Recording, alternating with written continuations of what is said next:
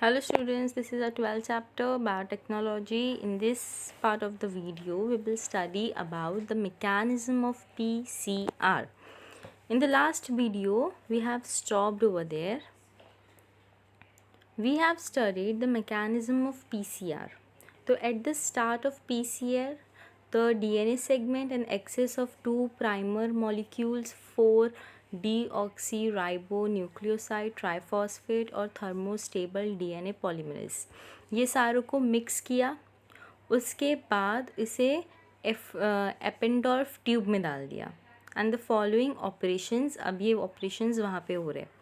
तो स्टेप 1 में क्या हो रहा है? The reaction mixture is heated to a temperature. Heat करने से उसके जो दो स्ट्रैंड है वो आपस में अलग हो जाते हैं. देन इसे बोलते हैं denaturation. In the second step क्या होता है? The mixture is allowed to cool. ये मिक्सचर को कूल करते हैं at 40 to 60 degree Celsius. Cool करने के बाद that permits pairing of the primer to the complementary sequences in DNA. इसमें दिस स्टेप को बोलते हैं एनिलिंग. थर्ड स्टेप में क्या हो रहा है? The temperature allows thermostable Tec DNA polymerase to use single-stranded DNA template and adds nucleotides और इसे बोलते हैं primer extension and it takes around 2 minute duration. सबसे ज़्यादा ड्यूरेशन होता है इसका जब नंबर दिया है 2 minutes तो we have to remember. तो फर्स्ट वाले का टेम्परेचर था 90 से 98 डिग्री सेल्सियस, जहाँ पे दो स्ट्रैंड आपस में अलग हो रहे डीएनए के. सेकेंड था का टेम्परेचर थे 40 to 60 डिग्री सेल्सियस, जहाँ पे इसे कूल होने के लिए अलाउ करते हैं हम. फिर थर्ड स्टेप का है 70 to 75 degree Celsius and allow thermostable Taq DNA polymerase to use single stranded DNA as template and adds nucleotide और इसे बोलते हैं primer extension and it takes around 2 minutes duration. Clear with this? Then now one cycle takes around 3 to 4 minutes. एक cycle 3 से 4 minute लगाती है. To begin second cycle DNA is again heated to convert double stranded DNA into single stranded. अब एक cycle takes around 3 to 4 minutes to begin second cycle. अब second cycle पे जब हम लोग स्टार्ट करते हैं तो डीएनए को वापस से हीट करते. DNA is again heated to convert double stranded DNA. Double stranded DNA को हीट कर रहे क्यों? ताकि वो सिंगल स्ट्रैंडेड डीएनए हो जाए. फिर in an automatic thermal cycler, जो थर्मल साइक्लर है हमारा जहाँ पे पीसीआर का प्रोसेस होता है, the above 3 steps are automatically repeated 20 to 30 times. In this thermal cycler ये पूरे स्टेप कितने बार रिपीट हो रहे हैं? ऑटोमेटिकली 20 to 30 टाइम्स रिपीट होते हैं. Thus, at the end of n cycles, 2 raised to n copies of DNA segments are produced. The machine performs the entire operations automatically and precisely. n cycle का मतलब क्या है? कोई भी हम लोग अब नंबर डाल दो, समझो 4 cycle. Thus at the end of n cycle बोला है. तो ये n साइकिल का मतलब क्या होता है? n साइकिल का मतलब क्या है?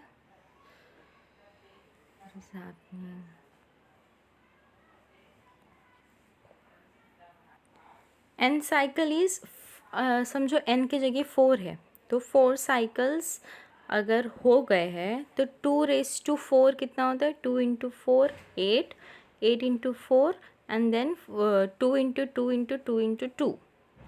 तो 4 स्क्वायर होना चाहिए 2 का. उतने कॉपीज़ ऑफ डीएनए सेगमेंट बनेंगे. Then The machine performed the entire operations automatically and precisely. फिर एक बार once the desired number of cycle is completed, the amplified DNA segment is purified by gel electrophoresis. एक बार जो desired number of cycle है वो complete हो गया, तो जो amplified DNA segment है is purified and then what happened by what? It is purified by gel electrophoresis. After its sequencing, एक बार उसकी sequencing होगी तो जो amplified DNA segment है can be inserted into a cloning vector. जो vector जो clone हो रहे एक बार sequencing हो गई तो जो amplified DNA segment जो अभी बना है वो insert हो सकता है into a cloning vector. Desired gene can also be obtained from gene library.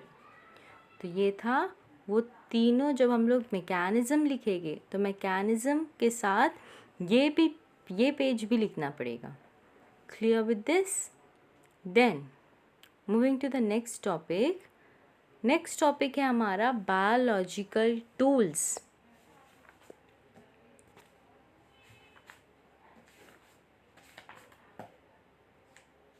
Biological tools. So there are 3 types of biological tools used by enzymes, cloning vectors. Cloning vectors में कौन है? Vehicle DNA and competent host या cloning organisms for transformation with recombinant DNA. तो 3 type के biological tools हम लोग अभी पढ़ेंगे, जिसमें आता है एंजाइम, क्लोनिंग वेक्टर और कंपिटेंट होस्ट. कंपिटेंट होस्ट क्या है? For transformation with recombinant DNA. तो एंजाइम के बारे में तो हमें थोड़ा बहुत पता है कि different enzyme include lysosomes, nucleases such as exonucleases, endonucleases, restriction endonucleases, DNA ligases, DNA polymerases, alkaline phosphatase, reverse transcriptases etc. ये सारे टाइप के एंजाइम्स हैं. ओके, ये इमेज भी एंजाइम की है. एंजाइम ऐसे दिखते हैं इमेज. देन ये सारे टाइप्स हैं एंजाइम के. Moving to the next slide. तो पहला we will study about restriction enzyme. Enzyme that cut the phosphodiester bands of polynucleotide chain are called nucleases. ऐसा enzyme that cut the phosphodiester bond. Phosphodiester bond क्या होता है? दो DNA के बीच में कौन सा बॉन्ड है? फॉस्फोडाइस्टर बॉन्ड है. तो दो ऐसा एंजाइम जो इस बॉन्ड को कट करे पॉलीन्यूक्लियोटाइड चेन का, ऐसे एंजाइम को बोलते हैं nuclease. There are 2 types of nuclease. पहला है एक्सोन्यूक्लियस और दूसरा है एंडोन्यूक्लियस. क्लियर? न्यूक्लियस 2 टाइप के हैं. पहला है exonuclease and second is endonuclease. Exonuclease जो है it cut nucleotide from the end of DNA strand, various endonuclease cut DNA from within. Endonuclease क्या करता है? एक्सो मतलब क्या होता है? एक्सो मतलब होता है आउटसाइड, आउट. और इन एंडो मतलब क्या होता है? इन. तो आउट वाला क्या करता है? वो न्यूक्लियोटाइड को कट करता है from the end of DNA strand. DNA strand हो गया, समझो ये. तो ये कट कौन कर रहा है? ये वाला कट एंड कौन कट कर रहा है? एक्सोन्यूक्लियस कट कर रहा है. और जो एंडोन्यूक्लियस है हमारा, वो क्या कट कर रहा है? It is cutting DNA from within. वो बीच में से ही डीएनए को कट कर रहा है. During the 1970s, it was found that bacteria contain nucleosis. 1970 में ही पता चल गया था कि bacteria contain nucleases that would recognise short nucleotide, जो शॉर्ट न्यूक्लियोटाइड को रिकॉग्नाइज करती है, with duplex DNA and cut, with duplex DNA and then they cut them. फिर उसके बाद जो फॉस्फोडाइस्टर बैकबोन होता है at highly specific site on both strand of DNA duplex. Phosphodiester backbone कहाँ होता है? डीएनए का जो स्ट्रक्चर है, हम लोग ने इसके बारे में पहले पढ़ा है. ये डीएनए का ओके ये डीएनए का स्ट्रक्चर हो गया. तो यहाँ पे इनके बीच में ये अपनी न्यूक्लियोटाइड्स हो गए, इनके बीच में होता है फॉस्फोडाइस्टर बॉन्ड. तो उसका जो बैकबोन होगा वहाँ पे क्या होता है? Phosphodiester backbone at highly specific site on both strand of duplex is cut by this enzyme. कौन सा एंजाइम? रेस्ट्रिक्शन एंडोन्यूक्लियस और simply restriction enzyme. Restriction enzyme का काम क्या है कि वो फॉस्फोडाइस्टर बैकबोन को जो दोनों ही स्ट्रैंड के आजू बाजू होता है उसको कट करता है बाय द एंजाइम. उस एंजाइम को या तो रेस्ट्रिक्शन एंडोन्यूक्लियस बोलते हैं या तो फिर सिंपल लैंग्वेज में रेस्ट्रिक्शन एंजाइम बोलते हैं. Then they were given this name because they are used by the bacteria to destroy various viral DNAs that might enter the cell. इसे ऐसे नाम क्यों दिए कि रेस्ट्रिक्ट करता है? किसको रेस्ट्रिक्ट करता है? ये तो कट करता है, तो क्यों फिर ऐसे नाम दिए रेस्ट्रिक्शन बोल के? तो ये इसीलिए दिया गया है क्योंकि ये रेस्ट्रिक्ट करता है जो हार्मफुल इट ही because they are used by the bacteria. वो बैक्टीरिया यूज़ करते थे to destroy various viral DNAs. जो वायरल डीएनएस है जो मतलब अच्छे नहीं हैं उन्हें डिस्ट्रॉय कर देता था, वो उन्हें रेस्ट्रिक्ट करता था कि वो सेल में एंटर ना करें, thereby restricting the potential growth of the virus. Virus को क्या करता था? वो उनकी ग्रोथ को स्टॉप करता था, रेस्ट्रिक्ट करता था. उनकी ग्रोथ को रेस्ट्रिक्ट करने के वजह से इसका नाम पड़ा है restriction enzyme. Clear with the point? Now you understand what is restriction enzyme. Moving to the next slide. Restriction enzymes serve as defense mechanism. वो एक डिफेंस mechanism के जैसे सर्व करती है. The bacteria protect its own DNA. वो अपना खुद का DNA प्रोटेक्ट करता है from nucleolytic attack by methylating the bases at susceptible site, a chemical modification that block the action of the enzyme. Now this restriction enzyme जो है ये enzyme सर्व करते हैं एज डिफेंस मैकेनिज्म, क्योंकि ये लोग क्या कर रहे हैं? डिफेंस कर रहे हैं. इतना पॉइंट क्लियर है? देन अब ये जो बैक्टीरिया है ये प्रोटेक्ट करता है उसके खुद के डीएनए को from what? From nucleolytic attack by methylating the bases at susceptible site. जो अब बेसिस की बात कर रहे हैं तो बेसिस पे भी तो दूसरे एंजाइम्स होते हैं. तो वहाँ पे जो एंजाइम होता है उसका नाम है nucleolytic attack by methylating the bases at susceptible site. फिर वो जो साइट पे हम लोग काम करेंगे, अगर उस साइट के वायरसेस को हम लोग प्रिवेंट कर रहे हैं तो जाहिर सी बात है वहाँ के जो एंजाइम्स हो गए, वहाँ पे न्यूक्लियोलाइटिक एंजाइम है वो भी तो हम पे वार करेगा. So, a chemical modification that blocks the action of the enzyme. This is done. फिर the restriction enzyme are thus the molecular seizures. जो restriction enzyme होते हैं ये एक molecular seizures है that are used to recognize and cut DNA at specific sequence. ये क्या करते हैं? DNA को कट करते हैं और उसे यूज़ करते हैं एक स्पेसिफिक सीक्वेंस पे. The site recognized by them are called recognition sequence और recognition site. ऐसा साइट जो ये लोग रिकॉग्नाइज करते हैं by them are called recognition sequence और recognition site. Different restriction enzyme found in different organism, different enzyme in different organism, and that different organism recognize different nucleotide sequence. सबका sequence भी अलग है and therefore cut DNA at different site.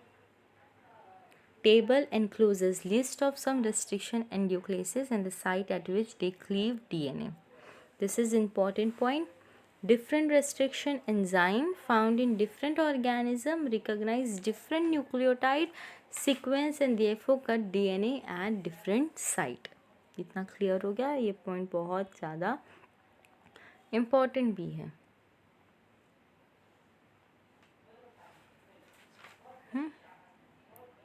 Then now second is recognition sequence. अब sequence कैसा है? The sequence recognized by restriction enzyme are 4 to 8 nucleotide long and characterized by a particular type of internal symmetry. Consider the particular sequence recognized by the enzyme EcoRI. Then a sequence of with this type of symmetry is called palindrome. Which type of symmetry? जहाँ पे 4 to 8 nucleotide long enzymes होते हैं. Restriction enzymes are 4 to 8 nucleotide long and characterized by particular type of internal symmetry. तो a sequence with this type of symmetry, इस type की symmetry को बोलते हैं पैलिंड्रोम.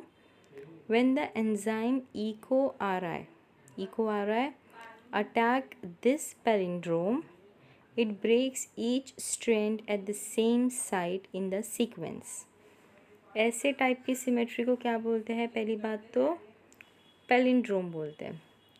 फिर उसके बाद जो एंजाइम EcoRI जो है वो अटैक करता है इस पैलिंड्रोम पे. It break each strand at the same site in the sequence. Each strand at the same site in the sequence पे वो ब्रेक करता है, which is indicated by the arrow between A and G residues. A और G पे देखो कैसे वो break किया है. जहाँ पे एरो है वो वहाँ पे ब्रेक कर चुका है. फिर उसके बाद restriction enzyme either cut straight from the across the DNA in the region of palindrome to give blunt end or cut producing short single stranded projection at each end of DNA to produce cohesive or sticky end or staggered end. Restriction enzyme क्या करता है? either cut across the DNA, वो DNA को या तो cut करता है in the region of palindrome to give blunt ends. DNA को कट किया तो उसके एंड जो है वो ब्लंट हो गए. और it cut producing short single stranded projection at each end of DNA to produce cohesive और स्टिकी एंड्स. वो क्या प्रोड्यूस करता है? कोहेसिव या स्टिकी एंड और staggered end. Clear with the point? हम लोग ने इतना पढ़ा. देन उसके बाद बी है क्लोनिंग वेक्टर, जिसे हम लोग व्हीकल वेक्टर्स भी बोलते हैं। तो वेक्टर्स आर डीएनए मॉलिक्यूल